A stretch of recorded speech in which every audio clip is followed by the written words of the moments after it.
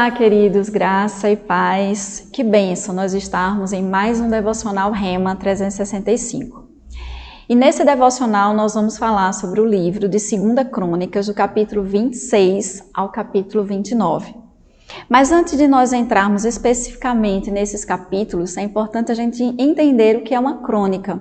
Uma crônica é um relato de acontecimentos históricos registrados de maneira cronológica. E quando nós estudamos o livro de Crônicas, nós entendemos que esse relato ele ocorreu desde a época de Adão até a época do rei Ciro, que foi aquele que fundou o Império Persa. Então tem todo esse relato do povo de Deus nos livros de 1ª e 2ª Crônicas.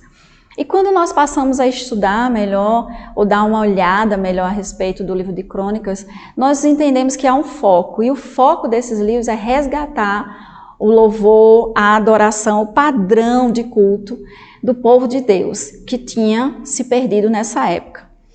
Mas enfim, no capítulo 26 do livro de Crônicas, é iniciado o reinado de Uzias. Ele começou a reinar aos 16 anos em Jerusalém, logo após a morte de seu pai, Amazias.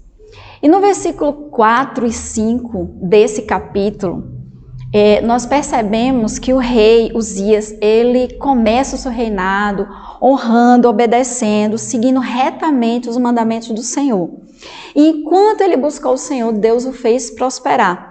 Mas justamente essa prosperidade, esse avanço que ele teve, fez com que essa fama dele fosse divulgada em muitos lugares.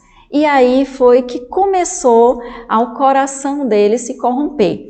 E eu queria ler com vocês o versículo 16 do capítulo 26, ele diz assim: mas havendo-se já fortificado, exaltou-se o seu coração para a sua própria ruína, e cometeu transgressões contra o Senhor, seu Deus, porquanto entrou no templo do Senhor para queimar incenso no altar do incenso.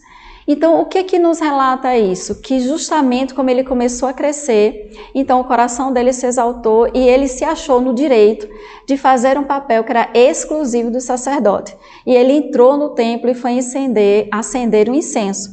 E os sacerdotes instruíram ele que não o fizesse, porque isso não agradava ao Senhor. Mas ele insistiu e o que aconteceu com ele? Ele ficou leproso dentro do próprio templo e foi retirado de lá.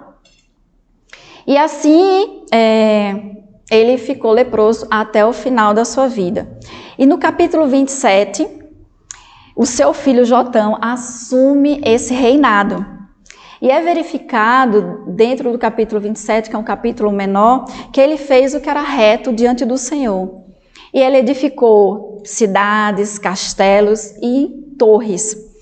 E Jotão se tornou um rei poderoso, porque ele dirigiu seus caminhos dentro dos padrões da linha da palavra de Deus.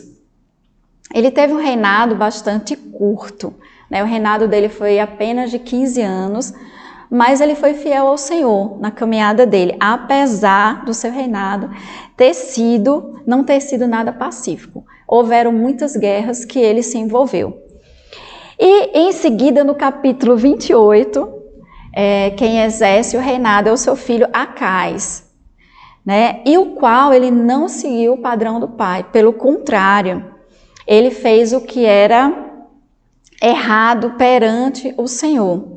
Ele andou nos caminhos dos reis de Israel, inclusive fez ídolos de metal e a fim de adorar os Balaíns. E isso desagradou muito ao Senhor, né? Porque ele entendia, ele conhecia o padrão da palavra, mas ele não seguiu os caminhos. E isso causou um verdadeiro caos para o povo de Judá, que sofreu severamente humilhações dos seus adversários. E no versículo 22, que eu quero ler com vocês desse capítulo, diz o seguinte: no tempo da sua angústia, cometeu ainda maiores transgressões contra o Senhor. Ele mesmo, o rei Acais. Então ele cometeu ainda maiores transgressões. O que é que ele fez? Ele construiu altares para si próprio exaltar, e ele ainda queimou incenso a outros deuses. Então, o reinado de Acais foi um reinado assim muito difícil, porque ele não seguiu os caminhos do Senhor. E no capítulo 29 começa o reinado do rei Ezequias, que foi o seu filho. Ao contrário do seu pai, ele buscou o Senhor, chegando até a promover o que nós chamamos de avivamento espiritual naqueles dias, porque o povo estava muito distante da presença de Deus. E é interessante que quando nós estudamos o capítulo 29, nós percebemos pelo menos 4 princípios ou 4 pontos que o rei Ezequias aplicou para trazer esse avivamento espiritual para o povo. A primeira coisa que ele fez foi reformar e purificar todo o templo, já que existia muita adoração a outros deuses lá dentro. Depois disso, ele voltou a sacrificar a Deus, oferecer ofertas de gratidão e restabeleceu o culto. Com isso, a bênção de Deus voltou para o meio do povo e todos se alegraram. Então, nós vimos do capítulo 26 ao capítulo 29. E aí a gente chega a uma conclusão que esses 4 reinados passam uma mensagem para a gente hoje, que é melhor o fim das coisas do que o início. Nós percebemos que alguns deles começaram muito bem o seu reinado, mas à medida que eles se exaltaram, eles perderam o foco. E a Bíblia diz que aqui o soberbo, a soberba, ela precede a queda. Então nós precisamos entender, queridos, que quando nós somos fiel a Deus, quando nós buscamos a Deus, nós trazemos para a nossa vida a bênção do Senhor.